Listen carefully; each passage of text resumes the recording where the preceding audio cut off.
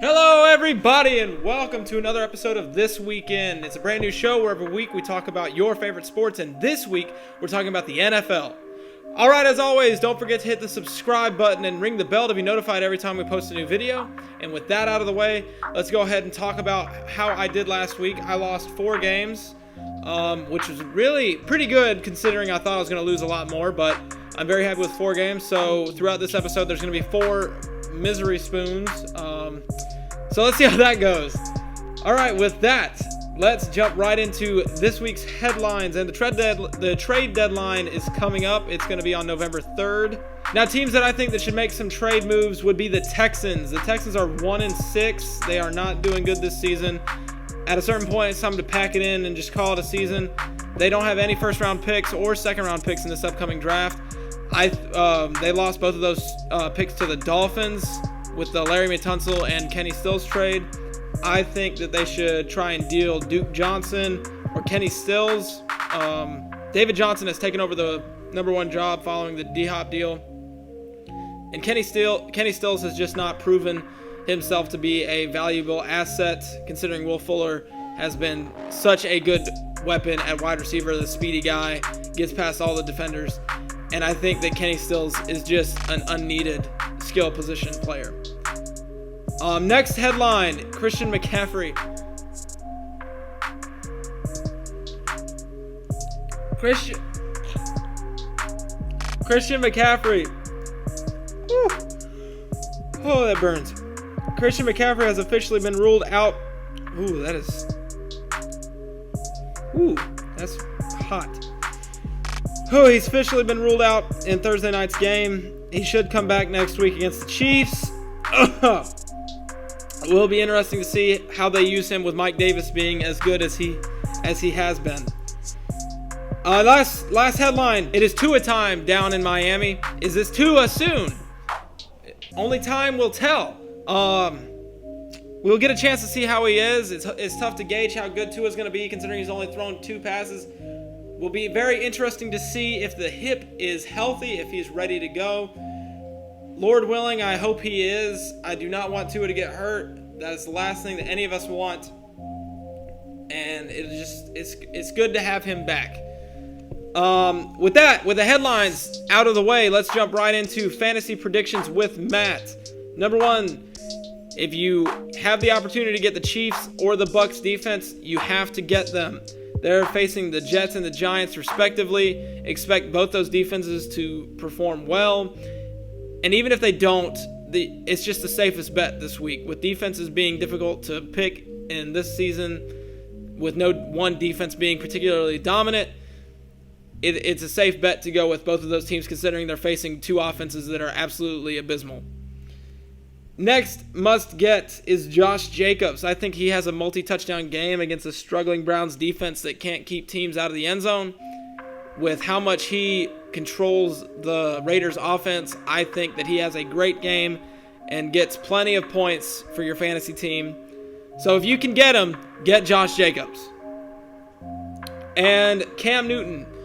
He will not lose his starting job, in my opinion, this week, but he does not do good enough to start him against a good defense, and I just don't see him. I don't see him performing well enough to start in a fantasy lineup, no matter who you have, unless you have no other option at quarterback. And with my predictions out of the way, let's jump right into the good this week in fantasy. Jamal Williams. Expect him to have a great game against a porous Vikings defense. With Aaron Jones questionable, which means he'll probably be out for the game. Expect him to get plenty of carries and plenty of touches from Aaron Rodgers. And even Devontae Adams. Watch out for those two.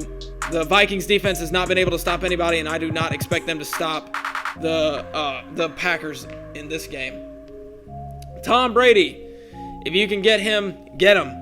He's going to have plenty of points in this game, a high-flying offense against the Giants. With their defense getting plenty of turnovers against them, I expect plenty of passes from Tom Brady and plenty of touchdowns with very little mistakes made by the all-time great in Tom Brady. And lastly, we have Tyler Lockett and DK Metcalf. Both wide receivers can go off for 20 points in any game, especially with Russell Wilson at quarterback. Expect both of those guys to do great with Chris Carson out, so they're going to be inclined to pass the ball more than they usually would in this game against the 49ers. Now, with that out, let's jump right into the bad. Any Lions running back against the Colts defense. Like I said earlier, no defense has really been particularly dominant, but this team could, that defense could be. And Steelers defense, watch out for them. Lamar Jackson, you can't trust that defense no matter how good they are with a playmaker like Lamar. And Daniel Jones against an insanely quick Bucs defense, it's going to be a bad game for him. So with the bad done, we're going to go right into the first game. It's the Atlanta Falcons and the Carolina Panthers.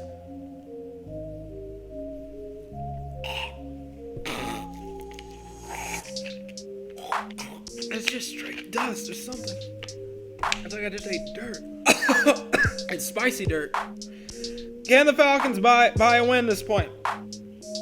1-6, and they seem to try and lose games at this point. Atlanta offense, they've been really good, but their defense has been really bad. I expect the Panthers' high-flying offense and a good passing game in Robbie Anderson, DJ Moore, and Curtis Samuel to get the win here. Sadly, I wish the Panthers would lose some more because I'm tired of mediocrity as a Panthers fan. But that's what they're heading towards. They're going to be 4-4 after this game. And sadly, because the Falcons are a good team, but they just can't get anything done on defense. So give me the Panthers. I think the Panthers win.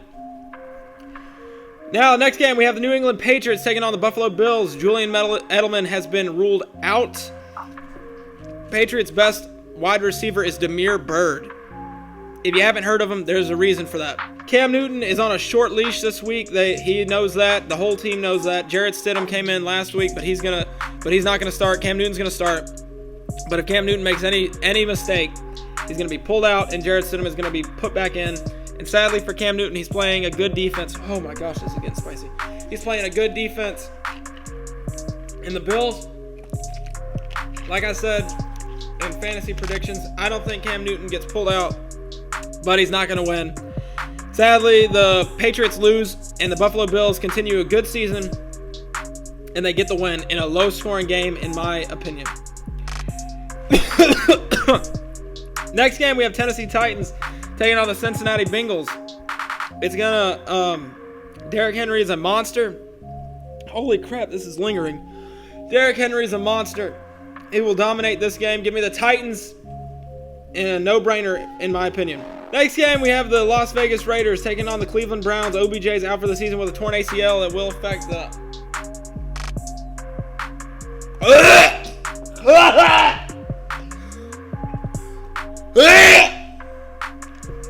That was dog food. What was it? Say it. I freaking knew it.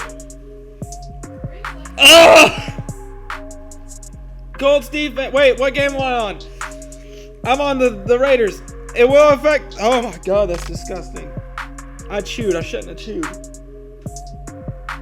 1 second. Will affect the Browns offense. They'll take the focus away from the passing game and focus back on Kareem Hunt. I think the Raiders are too good. They're too good offensively.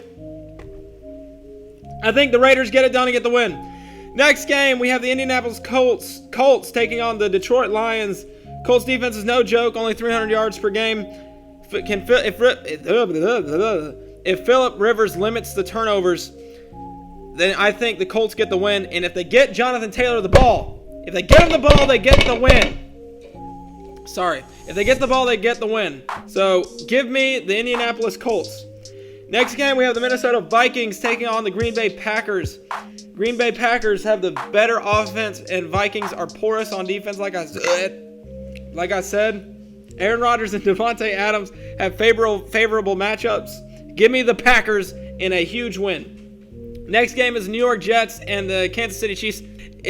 Chiefs win. It's the Jets. I don't need to say anything else. Los Angeles Rams taking on the Miami Dolphins. It's Tua time. like I said in headlines. But I think the LAD gets some pressure on Tua. I think the Rams get the win, but Tua has a good game in his first start at quarterback. Next game, we have the Pittsburgh Steelers taking on the Baltimore Ravens. Steelers have a very good defense, and they're the last undefeated team. The Ravens, they only beat the Eagles 30-28. Lamar Jackson has struggled at times. I don't know who I'm going to go with on this one. You know what? I'm going to go with my gut, and I'm think Lamar Jackson does enough to give the Ravens the win, taking out the last undefeated team in the NFL. So give me the Ravens. Next game, we have the LA Chargers taking on the Denver Broncos. Justin Herbert is proving that he is a good pick, even a great pick at that. Broncos offense has struggled, so therefore I'm going with the Chargers, and I think that this is a very easy pick. Next game, I have the New Orleans Saints beating the Chicago Bears. Michael Thomas is back practicing, so if he's in for the game, it's for sure a win for the Saints.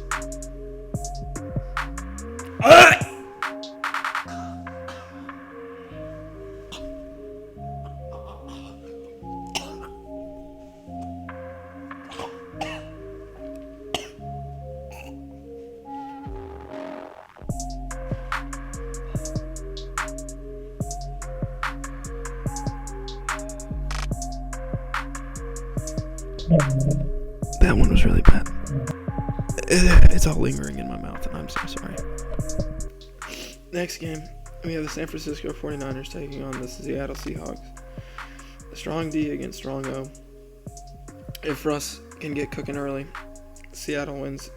And I predict that's going to happen. It's going up my nose. Seattle wins. Next game, Dallas Cowboys and Philadelphia Eagles. DiNucci is in. Ben DiNucci is in. He's not going to win. Give me the Eagles. Last game, very easy to call. Tampa Bay Buccaneers against the New York Giants. It's the Giants. I'm done with this. Tune in next week to see me get punished. You've been watching This Weekend. I'm Matt Smar. Goodbye, everybody. I hate life. What the f*** was that?